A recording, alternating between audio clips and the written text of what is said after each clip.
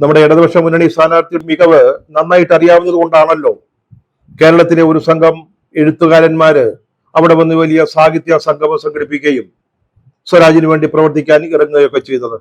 അത് മാത്രമല്ല, നമ്മുടെ വൈശാഖൻ സഖാവ് അദ്ദേഹം ഒരു ഇടിപെട്ട് പ്രസ്താവന നടത്തുകയും ചെയ്തു. അതായത് കേരളത്തിലെ എഴുത്തുകാർ മുഴുവൻ സ്വരാജിനെ പിന്തുണയ്ക്കുന്നു.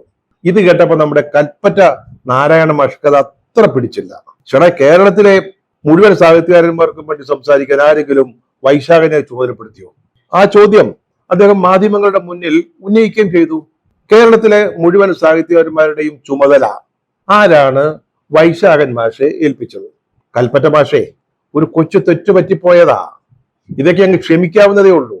വൈശാഖൻ സഖാവ് ഒരു നിമിഷം ചിന്തിച്ചു പോയി താൻ ഇപ്പോഴും കേരള സാഹിത്യ അക്കാദമിയുടെ അധ്യക്ഷനാണെന്ന്. അത് മാത്രമല്ല, സാഹിത്യ അക്കാദമി ചെയർമാന് കേരളത്തിലെ മുഴുവൻ എഴുത്തുകാരുടെയും പേരിൽ സംസാരിക്കാനും അവരുടെ നിലപാട് പറയാനും സ്വാതന്ത്ര്യമുണ്ട്, അവകാശമുണ്ട്, അധികാരമുണ്ട് എന്നും ചിന്തിച്ചുപോയി. അങ്ങനെ പറ്റിപ്പോയതാ, അങ്ങ് ക്ഷമി, ഇത് വലിയ ഇഷ്യൂ ഒന്നും ആക്കണ്ടെന്നേ. പക്ഷേ മാഷ് പറഞ്ഞ ഒരു വാചകം, കൽപ്പറ്റ മാഷേ ചില കൂടിപ്പോയി. അതായത് വൈശാഖൻ ഒരു കമ്മ്യൂണിസ്റ്റുകാരനാണ് എന്നാദ്യം പറഞ്ഞു. ശരിയാ, അദ്ദേഹം ഒരു അറിയപ്പെടുന്ന കമ്മ്യൂണിസ്റ്റുകാരനാണ്, ഇടതുപക്ഷ ചിന്തയുള്ള ആളാണ്, അദ്ദേഹം അത് പറഞ്ഞു കഴിഞ്ഞു. പക്ഷെ അടുത്തൊരു വാചകം അത് കടന്നുപോയി. അതായത് കമ്മ്യൂണിസ്റ്റുകാരനായതുകൊണ്ട് മാത്രം സാഹിത്യ അക്കാദമിയുടെ ചെയർമാനായ ആൾ എന്ന് പറഞ്ഞത് അത് വേണ്ടായിരുന്നു. സംഗതി സത്യമാ, എല്ലാവർക്കും അറിയാവുന്ന കാര്യമാണ്. പക്ഷെ തുറന്നു പറയാൻ പറ്റുമോ? നിങ്ങളൊക്കെ പലപ്പോഴും പരസ്പരം കാണുന്നവരല്ലേ. അപ്പൊ ചില കാര്യങ്ങള്, ചില സത്യങ്ങള് ഇങ്ങനെ വെട്ടി തുറന്ന് പറയരുത്. കൽപ്പറ്റ നാരായണ മാഷി ഇക്കാര്യത്തിൽ കുറ്റം പറഞ്ഞിട്ട് കാര്യമല്ല. നമ്മുടെ വൈശാഖൻ സഖാവിന്റെ ഈ അതിരറ്റ അത്യഗാധമായ പാർട്ടിക്കൂറ് കണ്ട് അല്പമൊന്ന് ഞെട്ടിപ്പോയതാ, അത്രയേ ഉള്ളൂ.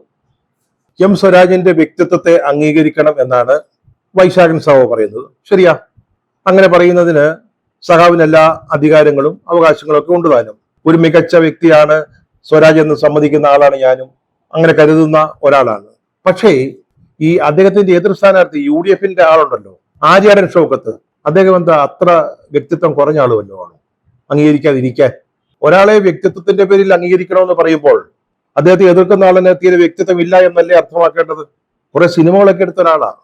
അതിൽ 2 സംസ്ഥാന അവാർഡ്, ദേശീയ അവാർഡ് ഇതൊക്കെ കിട്ടിയിട്ടുള്ളതാ.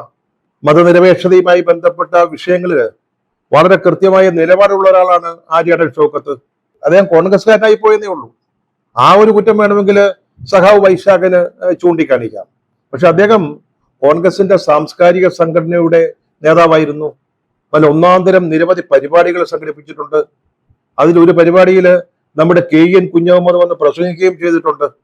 അപ്പൊ അത്തരത്തിലുള്ള ഒരാളെ ഈ വ്യക്തിത്വത്തിന്റെ പേരിൽ അത്രയ്ക്ക് അങ്ങോട്ട് ചെറുതാക്കി കാണിക്കണമായിരുന്നോ എന്നുള്ളതും നിലമ്പൂരിലെ ജനങ്ങൾ നന്നായിട്ട് ശ്രദ്ധിക്കുന്നുണ്ട്, മനസ്സിലാക്കുന്നുണ്ട്. സ്വരാജിന് വേണ്ടി പ്രചാരണത്തിന് നിലമ്പൂരിൽ വന്ന എഴുത്തുകാരും സാംസ്കാരിക പ്രവർത്തകരും അദ്ദേഹത്തെ പറ്റി എന്തൊക്കെയാണ് പറഞ്ഞത്? അങ്ങ് പൊക്കിയടിക്കുമല്ലായിരുന്നു. ആകാശത്തോളം കവിത തുളുമ്പുന്ന പ്രഭാഷണ ചാതുര്യമുള്ള വ്യക്തി, ഗഹനമായ അറിവുള്ള ആള്, അഗാധ പാണ്ഡിത്യമുള്ള ഒരു വ്യക്തി, പിന്നെ പൂക്കളെ കുറിച്ച് വരെ വളരെ ഗൗരവതരമായ പുസ്തകങ്ങൾ രചിക്കുന്ന ആള് എന്നിങ്ങനെ അദ്ദേഹത്തെ വിശേഷിപ്പിക്കാൻ, വിശേഷണ പദങ്ങൾ ഉപയോഗിക്കാൻ ഇവർ തമ്മിലൊക്കെ വലിയ മത്സരമായിരുന്നു. അപ്പോൾ ഓർത്തുപോയത് കേരള സാഹിത്യ അക്കാദമിയുടെ അധ്യക്ഷ സ്ഥാനത്തേക്കും അതുപോലെ സംഗീത നാടക അക്കാദമിയുടെ തലപ്പത്തേക്കും ഈ സർക്കാർ പോകുന്നതിന് മുമ്പ് ഒരു നിയമനം നടന്നാൽ ഇപ്പോഴത്തെ ചെയർമാൻമാരുടെ കാലാവധി കഴിഞ്ഞാൽ, അറിഞ്ഞുകൂടാ, അതുകൊണ്ടാണ് അങ്ങനെ പറയുന്നത്, കാലാവധി കഴിഞ്ഞാൽ ആ പദവിക്ക് വേണ്ടി എന്തൊരു പൊരിഞ്ഞ പോരാട്ടമായിരിക്കും നടക്കാൻ പോവുക എന്നുള്ളതാണ്. അതൊരു പക്ഷേ നിലമ്പൂരിലെ ഈ മത്സരത്തെക്കാൾ വീറുറ്റതായിരിക്കും.